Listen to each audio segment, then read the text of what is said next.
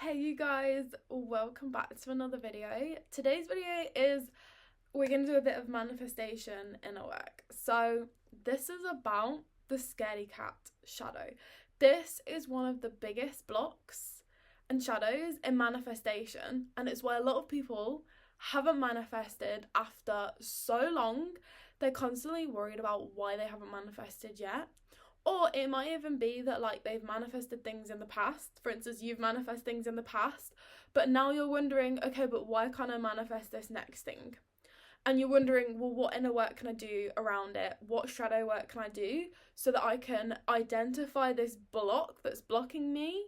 Because these blocks are so small, you guys, they're actually so easy. Once they're recognized, they're so easy to overcome.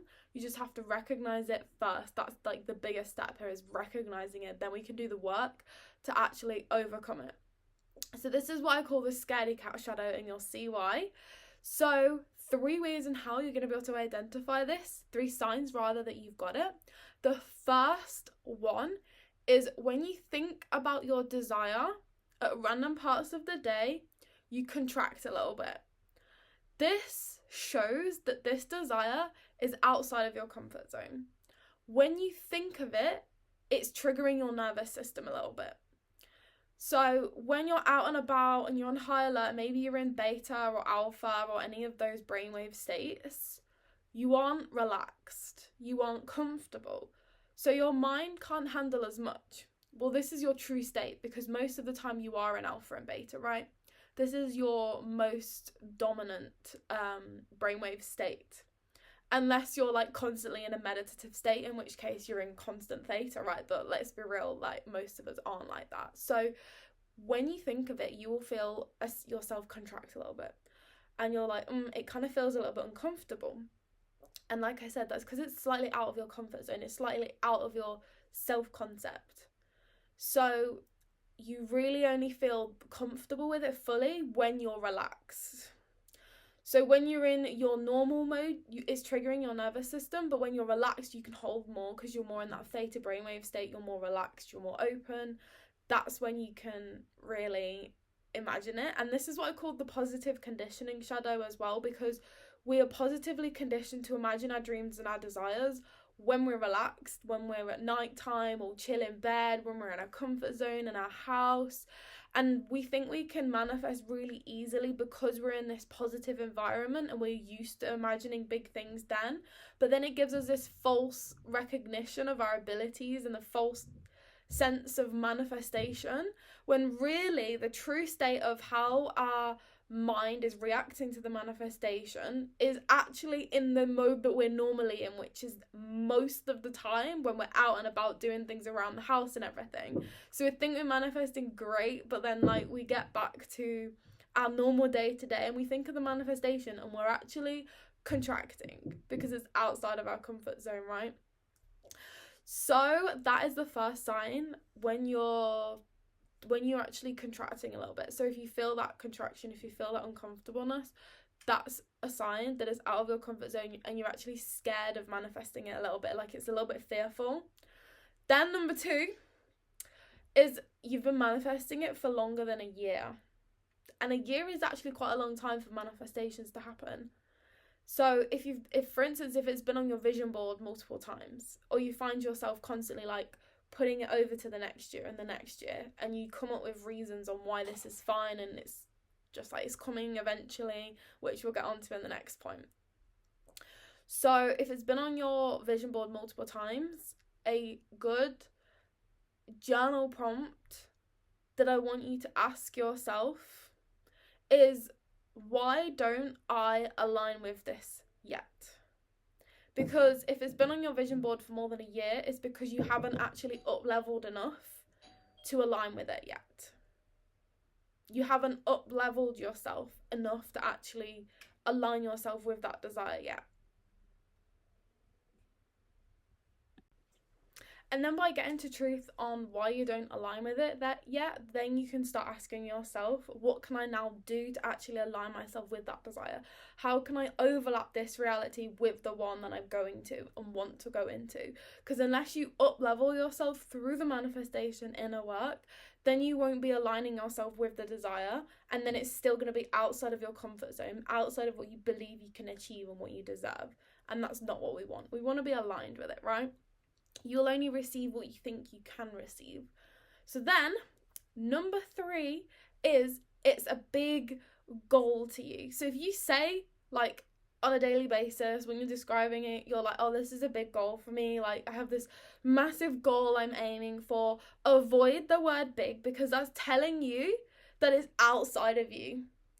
It's telling you that this is too big for you because it's big, right? It's outside of you. We want it to be in line with us. We want it to be aligned with us. We want us to be able to know and believe that we can hold it right now. But when we describe something as big, it means it's too big to hold. We can't hold it right now. It's just too much, right?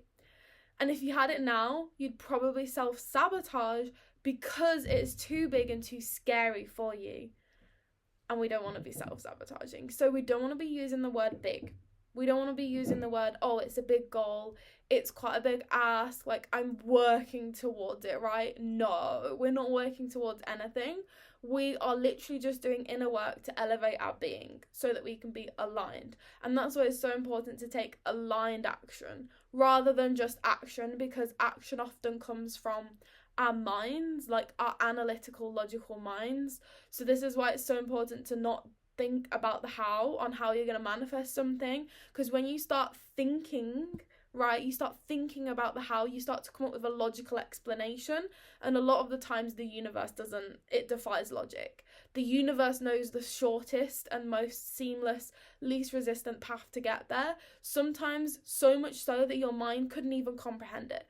It couldn't even expect how it would happen. It couldn't have anticipated it, right? It couldn't have come up with that path, but the universe will take that path. So we're not thinking of the how, we're keeping it completely in our body, we're not converting over to our head, and therefore we're not saying that it's too big for us, because you don't know the limitations of the universe. The universe has no limitations. There is literally nothing that you cannot have. The whole reason why we do manifestation inner work is so that we can be aligned with anything, to work on our self-concept so much that we know this is what we work on in Paid to Exist through the shadow work. We work on becoming such a solid self-concept that we know we can achieve anything. We know that we know that we deserve anything, that we're worthy of anything. We know that we're capable of having anything, and therefore we are up here and all of the desires are below us. Like, they're fully within our range, they're no big deal, they're smaller than us, or they're in line with us because we're in alignment with them. That's the self-concept that we want to be doing inner work through. So specific manifestation inner work is great to get you there, but also generic inner work is great to get you there in terms of your self-concept as well. In Paid to Exist, it's like generic inner work, basically. It's not specifically manifestation inner work, but you can take it down that route. But that's what we want, the solid self-concept, because when you believe you can achieve it, that is when you actually take the action, aligned action, heart-aligned action, not this action. That is when you actually take the aligned action that gets you there. From a psychological, physical, logical point, you cannot get something if you don't take the action to get there, right? Then leave the how up to the universe. That's when it will happen. But we are not saying that anything is big, because then you're programming your subconscious to tell you that this is something outside of your capabilities. And we want to be reprogramming our subconscious to think the opposite, not the limiting beliefs. That's what we're trying to get rid of here. So we don't want to be self-sabotaging because it's too big and scary. An example of this is, like, if you actually did get it right now, it would be too much responsibility for you. You wouldn't know how to handle it. So, like, lottery winners, it's too much to handle. They don't know any accountants. They don't know a thing about taxes. They don't even know how much is theirs. They get in this house. So a way to know if it's too big for you right now is imagine yourself in the thing. Imagine yourself in the actual scenario when you're outside of that comfort zone, outside of that positive conditioning environment. Imagine yourself there, and does it make you feel contract? Does it make you contract, like we spoke about in number 1? Or does it feel uncomfortable? Like, get to real truths with yourself, meditate on it. Does this feel uncomfortable for me?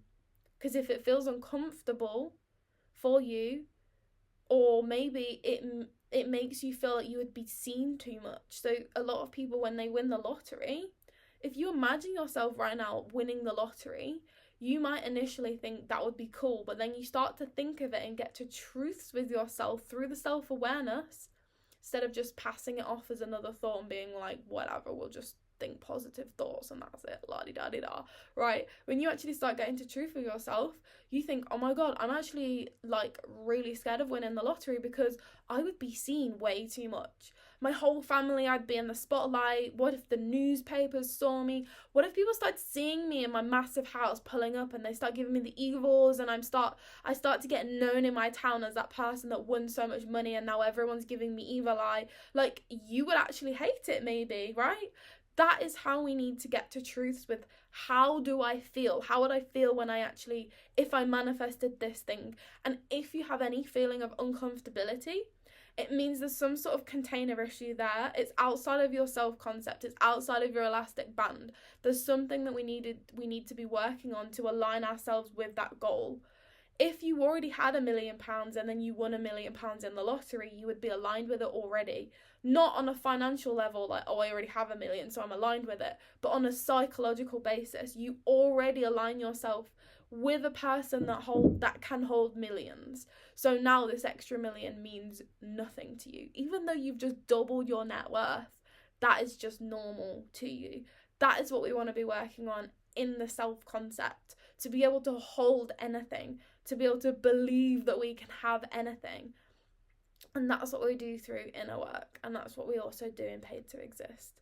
So you don't want it to be too much responsibility. You don't want to self-sabotage. You don't want to think it's something outside of you. So start catching yourself. Start building a self-awareness and catching yourself when you start using certain terminology. This is also why the word expensive is such a bad word, because it's telling you that it's outside of you. It's telling you it's outside of your money goals, of your capability to hold that amount of finance, that amount of financial abundance, right? It's outside of you in that case. So catch yourself using those words. Are you using the word big? Are you using the word one day? This is a good thing, right? If it's on the manifestation board multiple times, you're thinking, yeah, it is a big goal, so it's naturally going to take longer. It'll happen someday. I'll reach it someday. You got to stay focused on the end goal. Stay focused on the big goal, right? That is you telling yourself that it's a big goal, and therefore it will take that amount of time that you expect it to take. The whole idea is we want it to be fast, speedy, fast. So in this case, the action step that I would say is to use the ladder technique, where you go for the big goal. Yes, still, it's good to stay focused on the end goal, but don't directly jump there, because it's too much of a quantum leap for our minds. It's too much of a leap for our self-concept, and therefore break it into little steps, like literal steps on a ladder, right? Vision boards are naturally for year by year basis. So what is actually realistic for you in this year? If you're going from 0 to 10k month, that is a massive step. Going from 0 earnings in your current business to literally 10k months, that is a literal quantum leap there. So splitting it into like £1,000, £5,000, then £10,000 over the next couple of years is a much more realistic way to go about it, but not realistic in the terms of like, oh, I'm just trying to downplay it, but more realistic in terms of like, it's our physical psychology and self-concept. So how much inner work do you want to do to expand that? You want to do so much inner work that your mind will literally be able to believe that it can happen in that year. And then next year, when you're already on the 10k months, then what? You can literally quantum leap to 30k months, because you know you can achieve 10k months. So therefore 30k months is just times 3 of what you're already doing. It's times 3.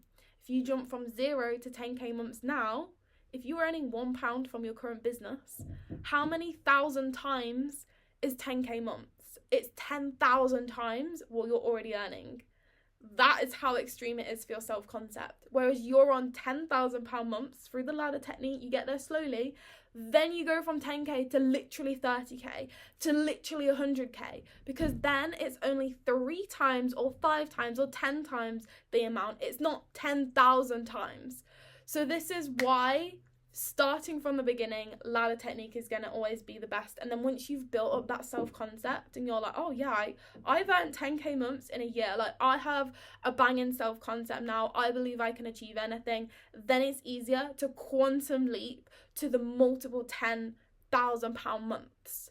Whereas if you just think that you can get straight to the 10,000, like it's harder to earn the first 100k, people say harder to earn the first 100k than it is the first million, and it's because of the self-concept. It's not because of any physical laws of reality or anything like that. It's just our minds, essentially.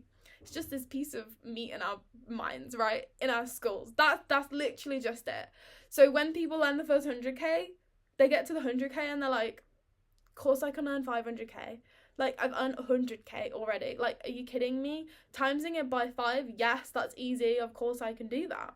That's the whole thing. So we want to be working so much on our self-concept and doing our inner work to get to that 100k or that 10k initially, right? In the beginning. And this might take a few months and it might take a year. But you know what? People always overestimate what they can achieve in a year, 2 years, but they underestimate what they can achieve in 5 years. And that is a very known fact in business as well. So I hope this video helped you so much, and if you have any questions, drop them down below.